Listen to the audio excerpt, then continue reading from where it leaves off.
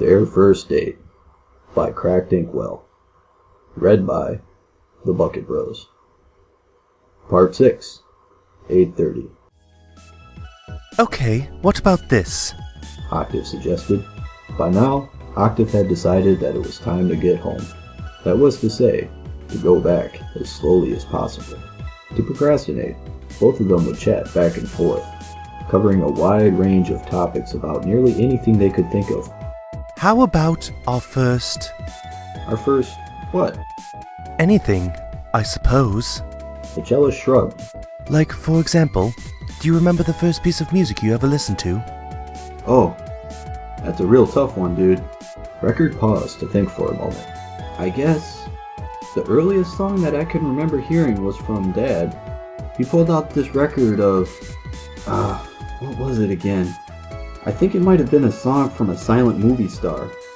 Chaplin? I think it was called Smile or something like that. I don't know for sure, it's been a really long time.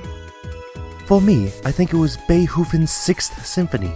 In fact, it's one of the earliest things I could remember. Dad later told me that when I was about 4 or 5, Mom wasn't able to take care of me, and neither of them was able to find a full sitter. So my dad offered to take me to work with him. He said that at the time, they were rehearsing the Sixth, and when we came in, I was having a fit for some reason. Anyways, all I remember was that I was crying over something until Dad started conducting. When he did, I just went silent.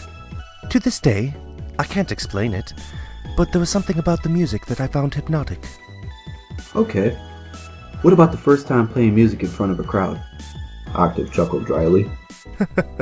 How could I forget? The first time I performed, I was playing piano. I couldn't stop shaking, and I'm sure I wasn't nearly as good back then. For me, when I got up to a crowd for the first time, I couldn't see them, since at a dance all the lights are off, except for the one spotlight in the DJ's face. I think I did good on my first try. I mean, the school has been asking me to do the music for their events since then. True. From what I've heard, you're getting better at what you do. You bet I am!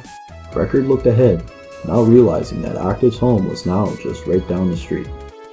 Record, Octave said softly. I want you to know that I had a good time tonight. Thank you once again for giving me my first date and all.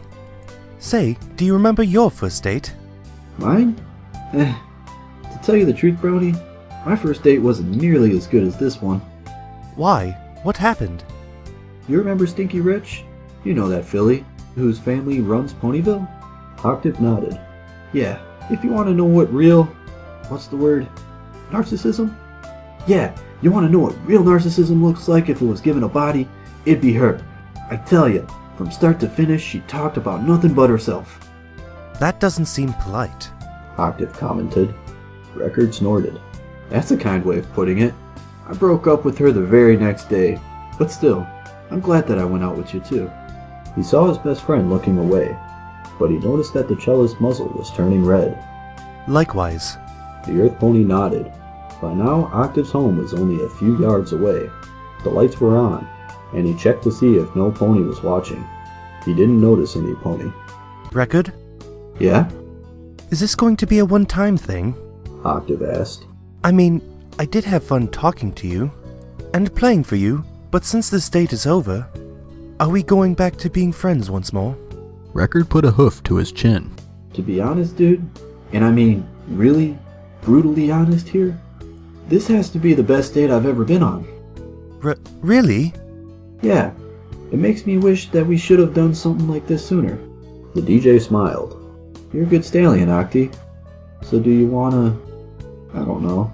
Record was blushing and rubbing the back of his neck with a hoof. Yes? Octave raised an eyebrow, guessing what was going on inside his best friend's mind. Record shook his head. Never mind. I think I need some time to think this out for a bit. The cellist nodded.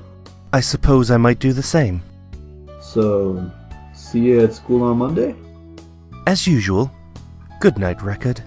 Octave turned to the front door and started to make his way there, but deep down, he couldn't help but feel that something was missing from all of this. Something that would make this lovely night complete. But the question was, what? Before Octave could touch the door handle, hoping that it might be unlocked, he heard his friend calling out, "Hey dude, I almost forgot to give you something." Give me what? There have been times that Octave had been caught off guard. There indeed have been times that surprises had been thrown at him. But at this point in life, on those very steps that night, an unexpected miracle occurred. Record did something that he thought he'd never do outside his fantasies. Record gave him his first real kiss. Of course, part of Octave was in shock that what he considered to be impossible was now being pressed up against his lips. Eyes wide, stiff, the cellist was conscious that his entire head had turned into a glowing red lantern. To his surprise, Record wasn't as aggressive in his kissing as he thought he would be. If anything, those soft lips were shockingly gentle. Record pulled away, but Octave still had the look of shock on his face. The DJ's eyes widened behind his glasses as he realized what he had done. Dude? He asked warily. Did you just... Octave struggled to figure out what to say after all that. Was that your first? Record asked with dread. Oh, dude, Octave, I am so sorry about that. I thought you wanted it, and Record. I just didn't know, okay? I really screwed things up, didn't I? Record. You know what, Brony? Forget that Octave kissed him. Even though it lasted for a few seconds, it might have been an eternity for Record. Now, his turn to be surprised. Yet, at the same time, it wasn't unwelcomed. Octave broke the kiss. Record. He said. Has it ever occurred to you that you might worry a bit too much? But... Although, rude as it was quite enjoyable, to say the least. Rude? Record asked with a raised eyebrow. Please, Record, a gentle colt never kisses their dates, at least not on the first night. Record smiled. Well, good thing I'm no gentle colt then, huh? Octave trailed off. You know, you can be so evil at times. The DJ chuckled. Yeah. Glad that I didn't ruin anything. For a moment, neither of them had a word to say until Record said, "So, see you Monday?" Octave nodded. Of course. Good night. Night. And with that, Octave watched Record trot off. Octave stood for a moment, lifting his head to the sky, and then started to laugh. Now, the night seemed whole to him, complete, and he couldn't help but feeling happy about it all. With a smile, he turned to the door, which he found to be unlocked. He wasn't sure if he heard his family asking about how it went, nor even remembering walking into his room. But what he did remember being in his room, putting in a record that reflected his mood perfectly. For the rest of the night, he couldn't help but sing, as well as play along with Beethoven's greatest work. And even when he played or sang off-key, he felt nothing but joy for the rest of the evening.